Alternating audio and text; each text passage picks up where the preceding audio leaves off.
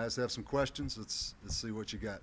Bob, the 100% retention rate. In your experience, how unusual is that? It's pretty unusual. And again, Rick, you and I talked about this. I hate to make that a big deal, but I think it is significant just coming from what the retention rate's been. But you and I both know if you make a big deal about the retention rate, then you have to make a big deal when somebody leaves. And the reality of college athletics, I think I heard that in college basketball, 40% of the players that are signed end up transferring. I'm not sure what football is, but it's in that same category. But it's worth saying right now that it is fact that we've had 100% retention rate. And I don't know that I've ever had that. Keep in mind we've got some guys that left that came back, which is a good sign. Johnny Visciano, who may be a starting offensive lineman for us. Donnie Duncan was here and left and came back. Caruso came back. I think those are good signs because guys don't come back unless there's a good vibe and a good feeling in the program. They're going to stay gone. But I think it's a good start for us, But we also know now that the competition starts, there's no guarantee that it won't change tomorrow or won't change a week from now. But it is something I think is unique and something I think we can build on. Anyone else, guys? You had to put your finger on something as far as everybody wanted to say what you say it is. Did you say it feels like a good program? Well, I think the coach is just such a nice guy that he just makes it. No, I think these guys have all been around here. We've got 4 captains that are fifth-year players that all have graduated. We've got Cole Gauchi over here. I think these guys would be the guys to ask that question to, quite honestly. They've got a good feel because it's not been easy. It's one thing if it's, yeah, come on, let's have a bunch of fun, and you can be. I'm going to be a player's coach, and come on in, and yeah, man, it's been the opposite of that now. It's been hard. So I think maybe it's a testimony that guys do want discipline, and guys do want toughness, and guys want a chance to win, and that's what they have now is a chance to win. Coach, what's the biggest difference between year 1 and year 2? It's probably day and night. Honestly, as far as again, just internally. I mean, that's all I can judge it on right now is just how the day-to-day process is. And the day-to-day process for us is so much advanced compared to what it was a year ago. And just across the board.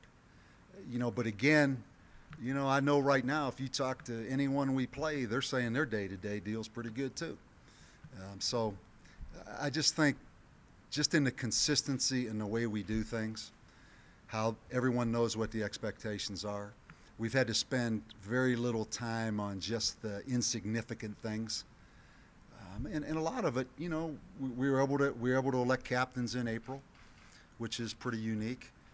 There's some leadership within the football team now where there's more self-policing going on. I think now that they know they have to go to class, that's just the way it is. There's less little issues with those things. It's just a combination of a lot of those little things.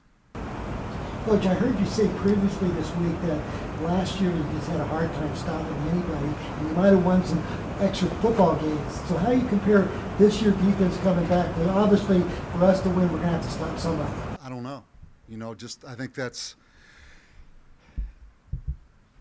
I would hope we'd be the most improved defensive team in the country. I'm not shying away from saying that. Now, part of that is, and Ja'Cory Greer in Dallas would tell you, we weren't very good last year. We improved statistically over what it was the last 3 years prior to that. But being honest, we weren't very good. You guys know that. We gave up big plays, probably as much as anybody in the country. We couldn't get off the field on third down. We did force turnovers, and I think we did play fairly hard. But honestly, I feel like we're a year behind on defense in some regards in that we got our scheme on offense in. We got our scheme on special teams in. I thought we showed improvement in both those areas. Defense, we just never really got going. And, to be quite honest, there's a lot of new guys on the field this year. There's some tweaks to the scheme. I feel like we're really now just starting to be what we can be on defense. But I certainly hope we're going to be better. And I have a feeling we are going to be better. It's just that we are so young. I don't know if I've ever played without a defensive back that has played in games before. And that's pretty much what it's going to be. But there's some talent there. There's some competition there. There's some depth there that we didn't have a year ago, even though we were older a year ago. I feel better about it. I don't know why, but I do. So hopefully that'll translate to being better out here. What's your goal coming out of camp? What do you hope to accomplish in these next 2.5? Yeah, I think I think to have a harder edge as a football team. I think we can practice with a little harder edge. I think we can have more contact. Last year was so unique with the roster just so depleted, and 13 straight games. I think this year's a little different. I think there'll be more contact, more actual live tackling in camp. I think to come out of it with a harder edge and to put young players in game-like situations, because we have no choice but to do that. I don't want to find out first game of the season out here how players respond. We have to put them under duress in training camp this year. Bob, you only redshirted 3 scholarship freshmen last year. Would you like to redshirt more? I'd like to, Rick. We'll see. We're still counting on young guys. And, all those freshmen have been here this summer. I think there's probably going to be some guys that can contribute to the team. But in an ideal world, I would like to be able to redshirt some guys and start building it. The thought of Rainey, who didn't have a spring football a year ago, all of a sudden being a senior. David Orvick's going to be a senior. That's crazy. Those guys should have been redshirted. So hopefully moving forward, we're going to be able to do that. I think it's a little more realistic to think we might have a chance. Obviously, it can change once you get to camp. But it's the plan heading into camp to have Cole be the number one. Okay. Cole, you going to jump out there with that first group? No, Cole is definitely the starting quarterback. What he did last year, you guys all saw. I have tremendous respect for him and how he handled himself. He's the starter, but he knows that there's some guys with some talent behind him. Clayton Mitchum's someone that obviously can throw the football at a pretty high level. We've got the 2 freshmen that came in from Texas. Quentin McCown's back. David Vega's back. So we went from really 2 scholarship quarterbacks to 5 on scholarship. There's a little more competition, I think, at the position, to be quite honest. But Have you seen much in his progression from the end of Cole? last year? yeah, no question. Our last practice out here in the spring, if you put that tape on from just the throwing aspect, without a doubt. Now, I think the big question, can Cole do it out here when it's somebody else on defense other than our own team? Doing it in practice is one thing, doing it in the game's another. But it's exciting to think we've got 30 days or so that if he can continue to develop on where he ended up in the spring, I'm excited to watch him. There's no question he's got the ability to throw it.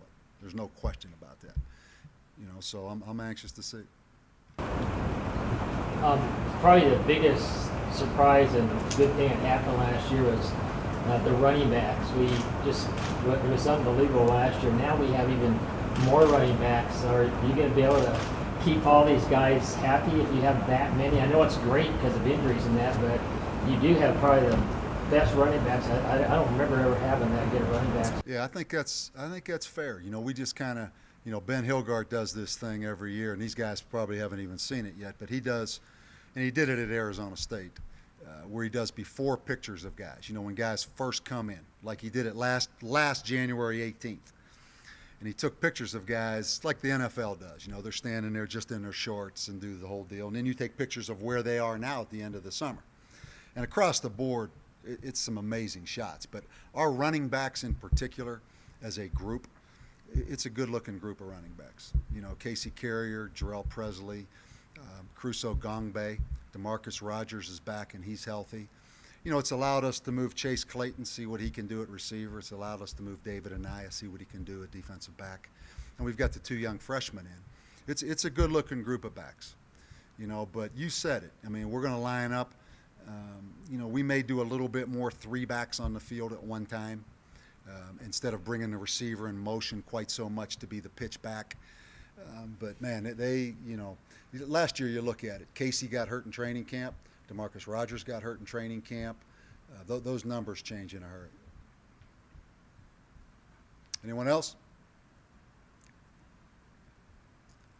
All right, guys. So far, so good, huh? I appreciate you being here.